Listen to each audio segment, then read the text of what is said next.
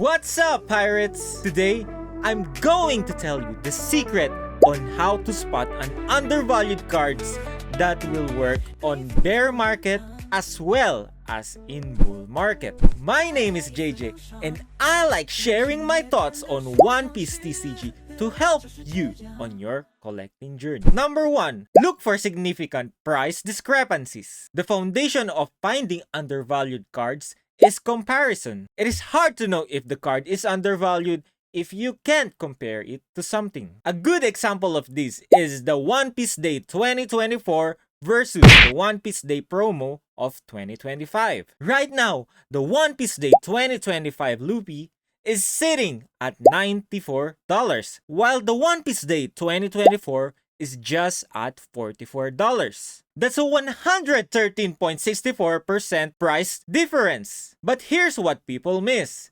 The 2024 card is older and have zero chance of reprint. While the market is paying the premium for the new and shiny, this will be our edge. When comparable products have massive price gaps that don't align with their counterparts' prices, you've found an opportunity. Another example, let's take a look on the Bandai Fest Luffy cards. The Afro Luffy from the Bandai Fest 25 and 26 is currently trading at $262.57. The Egghead Luffy from 25 is currently at $120, while the G5 Luffy from 24 is at $145. Based from this pattern, the Egghead Luffy is... The number 2 is identify pricing patterns. The next level is pattern recognition. Study how similar cards or sets have performed historically and identify trends that repeats across sets and cards. A good example for this is the extra booster sets. EBO1 is at $817.23. If EBO2 is at $617.64, then the new set EB03 at $371 is... There will be a time when pricing patterns will not work, especially when the herd already knows about it. The key here is to identify the patterns before the masses. The third on this list is to master the rarities. You need to understand each set's distribution ratios, promotional availability, and regional exclusivity. This knowledge lets you compare cards with identical pull rates, but wildly different price points. If you're a beginner and don't know yet the pull rates of One Piece TCG, I already have the video link on the description. The example of these are the Golden cards versus the SP cards. Golden cards and SP shares the same rarity classification. Both appear at approximately 1 to 2 cards per case. Yet they trade at completely different price levels. During the bull run, SP cards exploded with the gain averaging 1 to 400%. Meanwhile,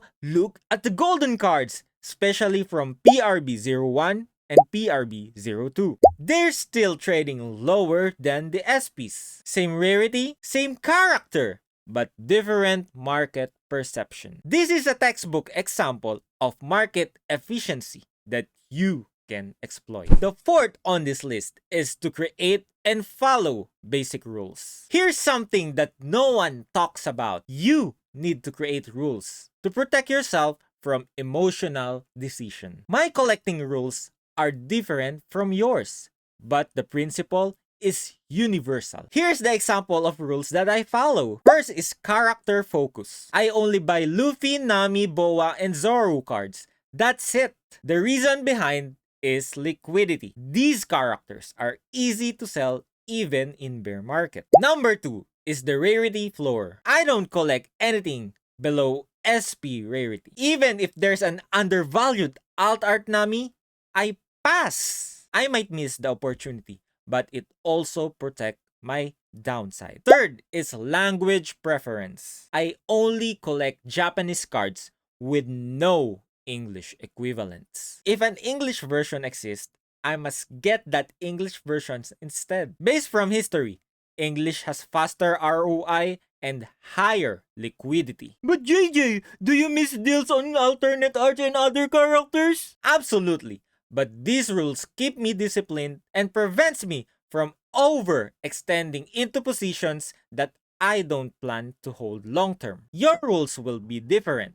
Maybe you're going to focus on waifus, higher rarities like manga, or serialized cards. The specific rules don't matter as much as having them and following them consistently. 5 is continuously monitor market movement. Prices can move 100% in a single day based from social media and reprint announcement. You need to regularly check sales data from TCG Player or eBay sold listing, auction results from high-end graded cards, community sentiment on Reddit, Discord, or Twitter. This keeps you informed what cards are moving, what the crowd is currently buying, and where attention is shifting. When you identify this catalyst early, you can buy months before the market reacts. This is how you capture 200 to 1000% gains. Knowing what not to do is just as important as knowing what to do. Let me save you from some expensive mistakes. Cards that are undervalued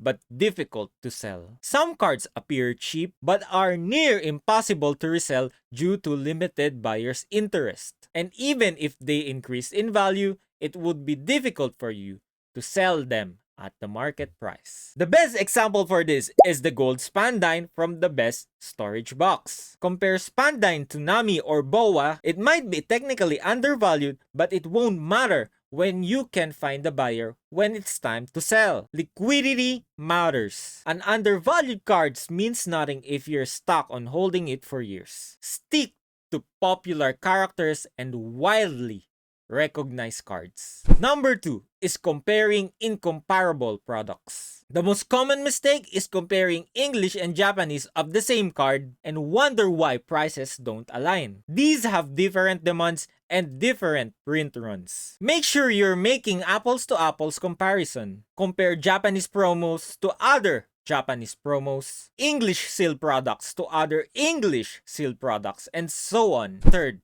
to avoid is expecting values placed on hype cards. When a card is experiencing significant hype, traditional undervalued analysis becomes completely unreliable. Hype-driven markets runs on emotion, momentum, not on fundamentals. Prices can disconnect entirely from underlying value, making them unpredictable and extremely risky for value investors. If the card already 10x in price and the social media can stop talking about it, you're not finding value. You're chasing hype. Wait for cycles to cool down and volatility to decrease before attempting valuation analysis. The fourth to avoid is ignoring your own basic rules. The biggest mistake is abandoning your basic rules because of gut feeling. Don't break your own rules. If you only collect Luffy cards and something comes along that violates